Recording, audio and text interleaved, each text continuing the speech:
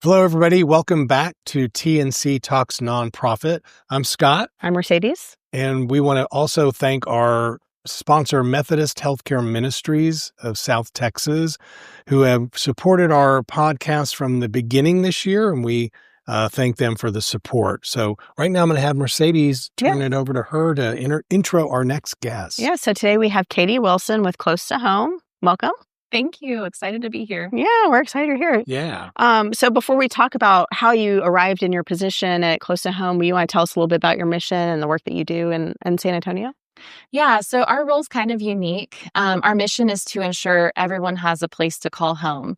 But the way we accomplish that mission is by working together with partners throughout the community to build a better homeless response system.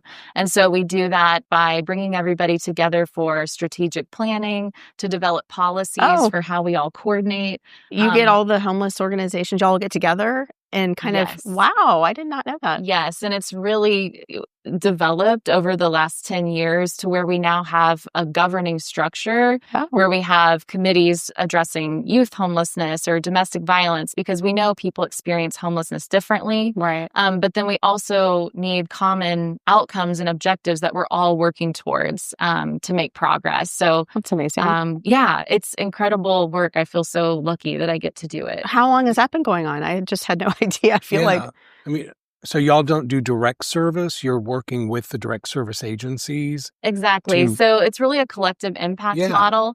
It started really as a nonprofit board locally of service providers working together to solve problems as they were working to address homelessness. And then at the same time, HUD came out with a model for their funding called the Continuum of Care program, where you could access their funding if you had a coordinated model in order to define what the needs were, to share those. And then we actually submit an application to HUD every year based on our local needs. So that their funding is really aligned with what's happening on the ground. Wow. And so it's a really unique role that we get to play. And then we do work to sometimes fill in different gaps as far as services. We'll distribute funds, but they go out to the partner agencies that we work with to then help people on the ground who are experiencing homelessness. I did not know that. Well, Yeah, you learn something new every day. Yeah. So that funding from HUD, a lot of that is a pass-through to the other agencies? Or, obviously you have operational expenses, but... Basically, so they provide a planning grant that's kind of the foundation of starting our nonprofit to do this work. And then we submit an application to them for lots of different services. And then they directly contract with the agencies, but it's our role to provide them technical assistance, to monitor performance. We do things like the homelessness point in time count. We do a census every year of how many people are experiencing homelessness, but it's really grown beyond that to a full coordinated system now. Wow. That's pretty cool. Where if you're experiencing homelessness, no matter where you go, whether you're unsheltered, you go into a shelter, you call the city's hotline, you're getting a common assessment and referred out to the agency that can meet your needs. Well, that's nice because it's just a lot of consistency probably. And that's really cool. Do a lot of other cities do that model or... Yes. So every city or county or state, it's structured differently everywhere, but they have a continuum of care lead agency that plays that role. Okay. Often it's a standalone nonprofit. That's the model that we came up with in San Antonio so that they could really bridge the city, the county, and all of the different partners. Okay. So y'all are the hub. Yes. Oh, okay. Interesting. I did not know that. Well, how did you get to run a homeless hub organization? Go way back. Tell us because obviously when you graduated, what was your degree? Right. So, and I've been reflecting so much on this journey because it's our 10-year anniversary. I've been there for 10 years and kind of back to like all the progress that we've made and how we got there. So I think it all goes back honestly to high school, to being captain of the dance team and kind of learning leadership lessons and just always wanting to improve things is how I kind of found myself in leadership roles, is thinking about how things could be better and bringing people together. So there's kind of that common thread that goes way back. And I honestly think my mom works in systems change type of work, but in the mental health field. And so I think I was picking up on these things without even realizing it. And I realize it more and more. So initially I went to Texas State thinking I want to be a high school dance team director, but then got there and realized the world's much bigger than that. And there are other ways to give back. I knew I wanted to be in San Antonio after college. So after changing my major a few times, I did environmental geography, political science. I ended with public administration. So I was like, I know I want to help. I want to give back in some way, but I don't know what that looks like. I graduated from college in 2011 when it was really hard to find a job. So I went straight into grad school. And then through an internship, I started working in Bexar County in the budget department for a year. Oh, and so I know, right? So I had done an HR internship and I was like, this kind of feels like something I'd be interested in. They connected me to a job opening. So I kind of started my career working in the budget department and then also going to grad school at UTSA at the same time, again, for public administration. Okay. And I took a class with Ivy Taylor when she was there at the time, learned about Merced, just started to learn more about local nonprofits and realized that's it. That's it. That's really what interests me.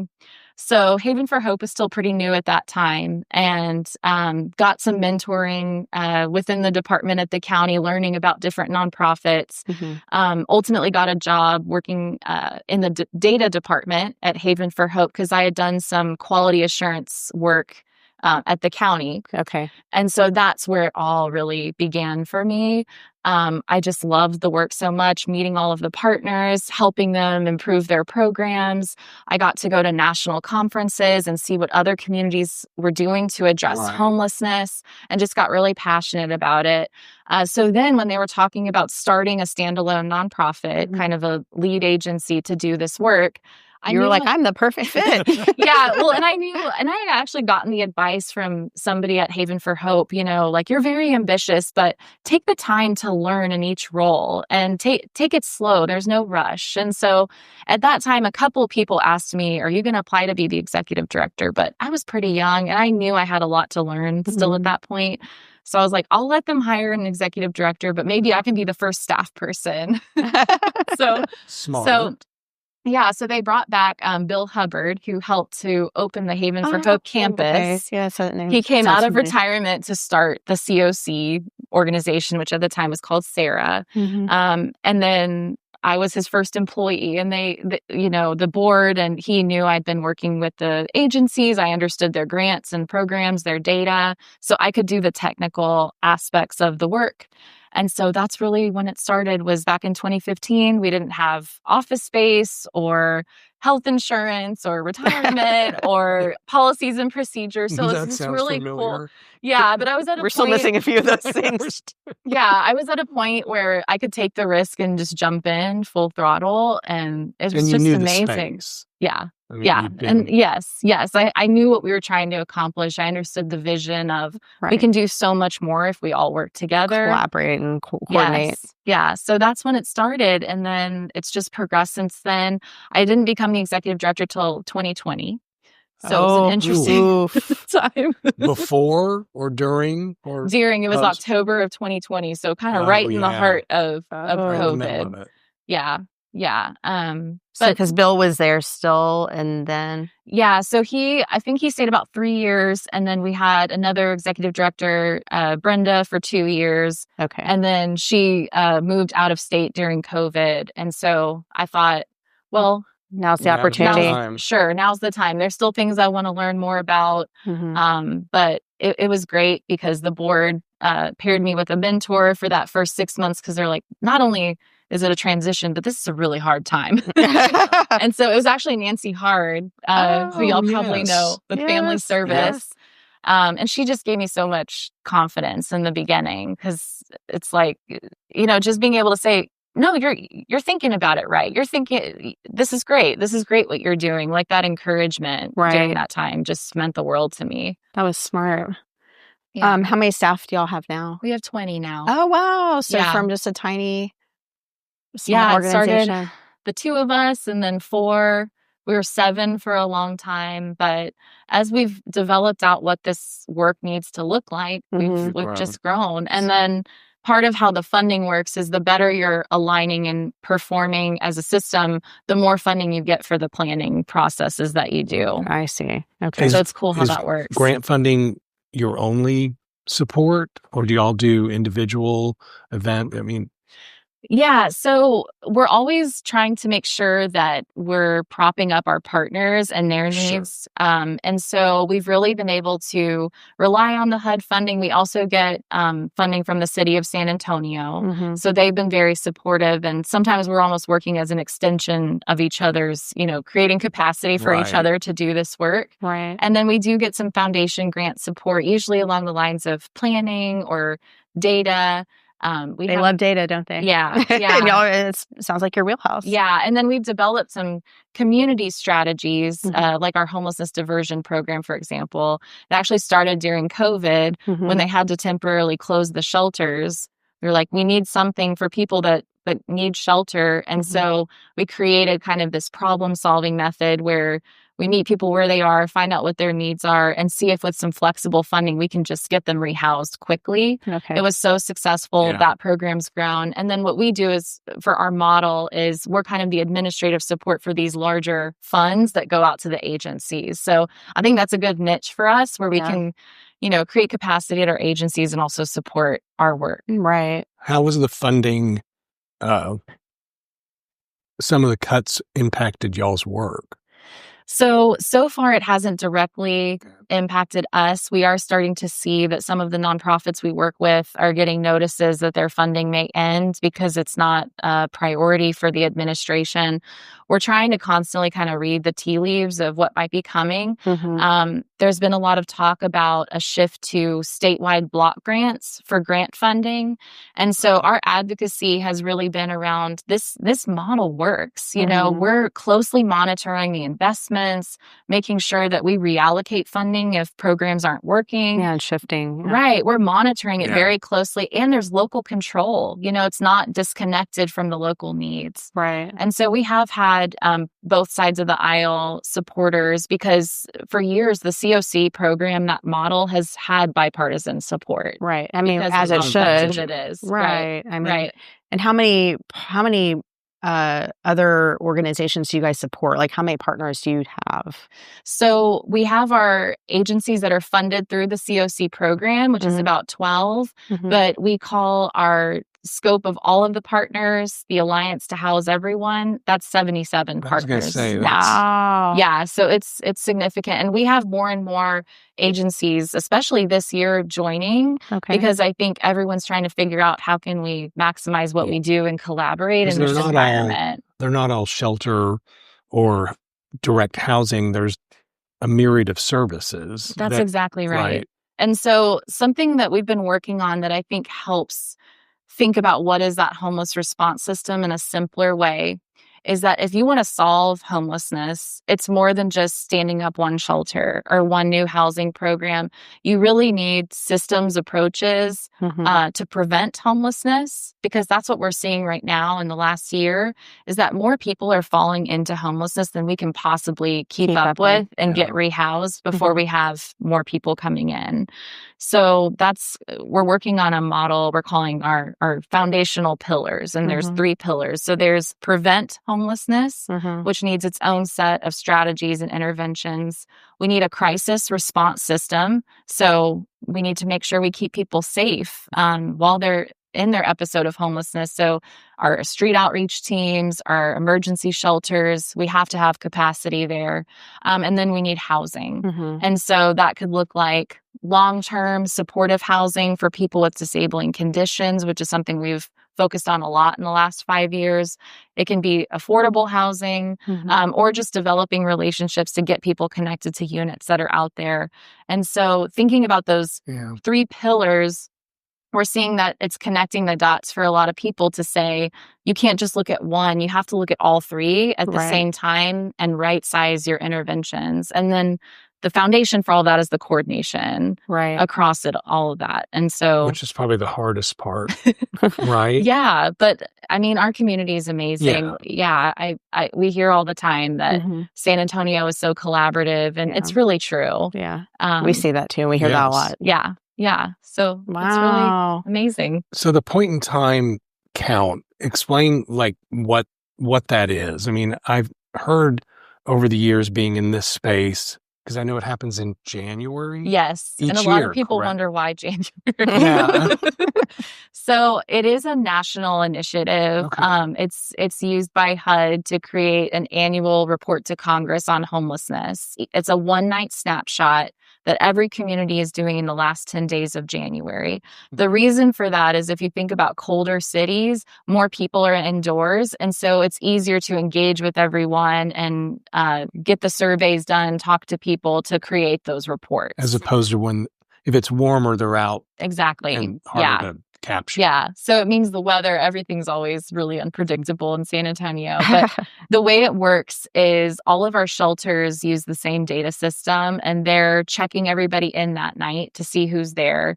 And then for those that are unsheltered, we really have a community event where you can volunteer on a team. You're led by an experienced outreach worker, and you go out to your designated zone in the community to do a survey, hand out supplies. We offer transportation into shelter. But then we take all of that survey data and create an annual report. And so we use that locally and submit it to HUD. So folks are out there on the street for those that are unhoused or unsheltered. And everyone's going out at one time, and they have their zone, so they're pretty well covered the whole city. Wow. Yeah, and there's a lot of work up front to make sure, we've got information about where encampments are and things like that. And training the volunteers. Training the volunteers is huge, yeah. And we make sure now that it used to be very like everybody just meet up and get your zones and go. And it was all coordinated that night in the early days. Now it's much more methodical than that, where you have your zone ahead of time, you're connecting with your team, and you have that experienced lead that can guide you through the area. Do you use like an app, kind of like when you're block walking? Yes. Okay. Yes, we use an app now. It used to be a paper survey. Now it's an app, so we can create the report. But it's a really amazing experience to get to learn more about the work and hear the stories, because I think that's also a big focus of ours, is messaging. Right. And we now have a committee focused on messaging around homelessness, which I think is really important, because if you hear the stories, it just gives you a completely different perspective on it.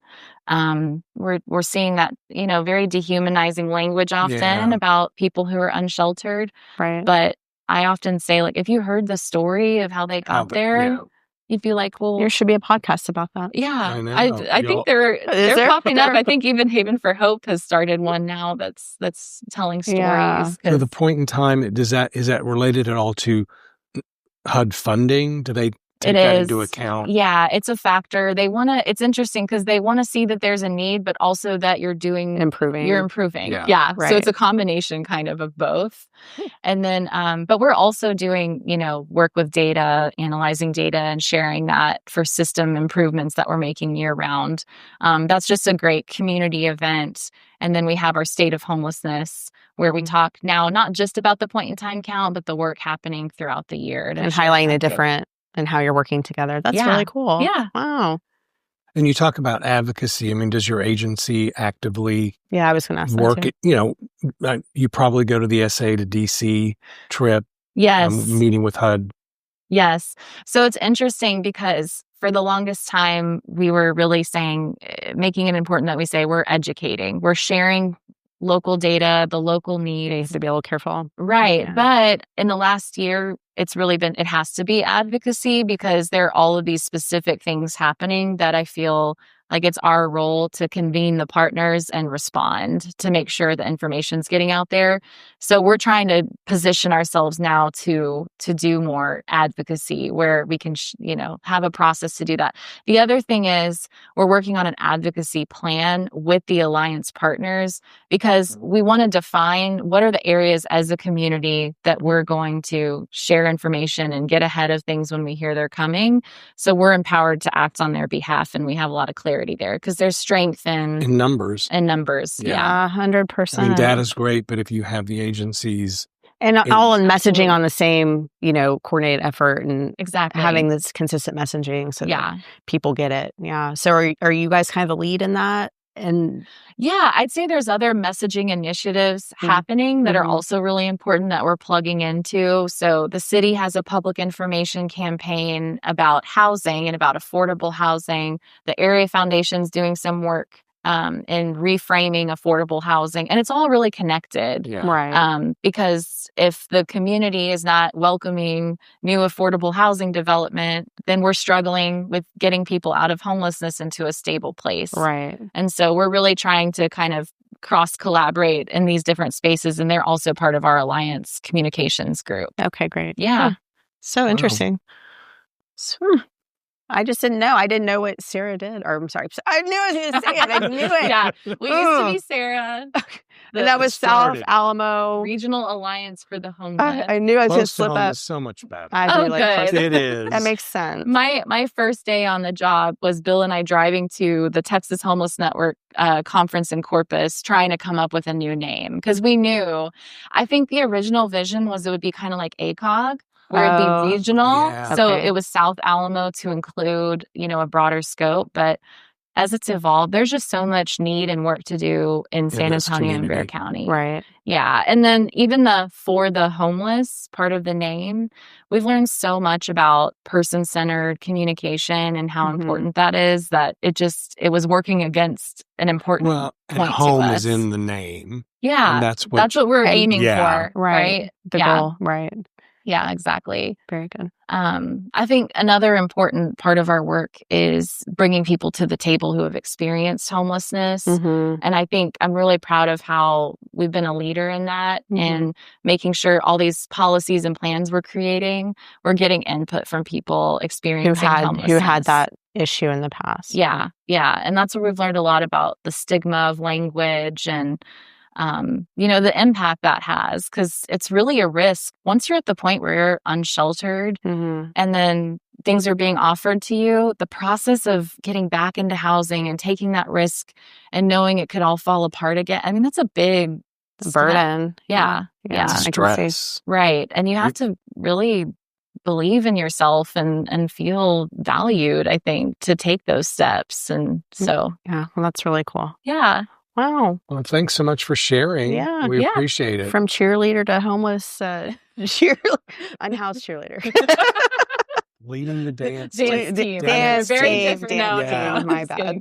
Yeah. I was not in any of those realms. So I got lucky too, because I think part of the reason it's such a big part of the story is I had one of those teachers, leaders that she ended up going on to be a vice principal at another school, but just was all about the lessons, you make time for what's important. Yeah. She'd always say, when you empower others, you empower yourself. And these were just like mantras, hearing them every day, Yeah. And this is your dance director? Yes. Well, it's amazing when you have that one person, especially a teacher in your life. I think we all have that special teacher that made a big impact on you. Yeah. So, Yeah. Oh, that's nice.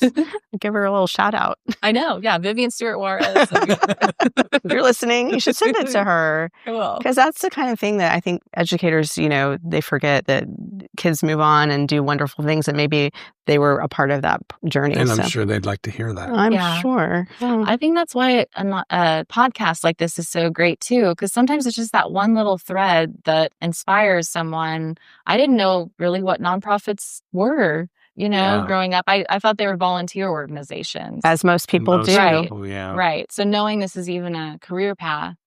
That's what one of our members said. I think it was one of our board members said it. It was after we already wrapped up the podcast, and I was wishing she had said it during it, because you just never know where your path is going to lead you. And most people don't know about the nonprofit sector. And that's why we're trying to uncover these stories, because how in the world did you get into the nonprofit sector? Because people don't think of it the way that we do. I mean, there are businesses and they're, and so it is a way to shine light on the sector, and that this could be a career opportunity for someone in the future, and to think about that and using their gifts that they've learned along the way in other jobs, other careers, other experiences, and take those experiences and do something good for your community. And I think that's a great message. And also hearing how hard it is, the struggle with grants and funding, and, and when times are I love that work. It's a professional sector that has a critical role as infrastructure in our community. Yes. And on that point, I'll never forget, I saw Judge Wolf speak one time and he said, a lawyer came to my school one day. And then I was like, I'm going to be a lawyer. Like, that's so simple, you know? So I think all that exposure to what we do is so important. Yeah, I think so. And I think it's just all the invisible work sort of that goes on behind the scene that makes our community run. I just don't think people understand that everything you touch almost has a nonprofit behind it somehow. Like when you're going to that park that you like to go to with your dog, or the dog that you adopted, or the art that you see, or the music, there's just, it infiltrates everything. I mean, I think people do typically think of nonprofit as helping, people in poverty and people less fortunate, but it's more than feeding the hungry. And right. Those are the ones that are most visible. Right. That's right. Well, thank you for the work that you do. Yeah. Thank you for being a member of the council. Of course. We appreciate that. Very helpful for us too. Thanks. Good. Yes, with all your coordinating. Yeah, thank you. Well, thank y'all for tuning in. And again, a big shout out to Methodist Healthcare Ministries of South Texas for supporting this podcast series. We'll see you next time.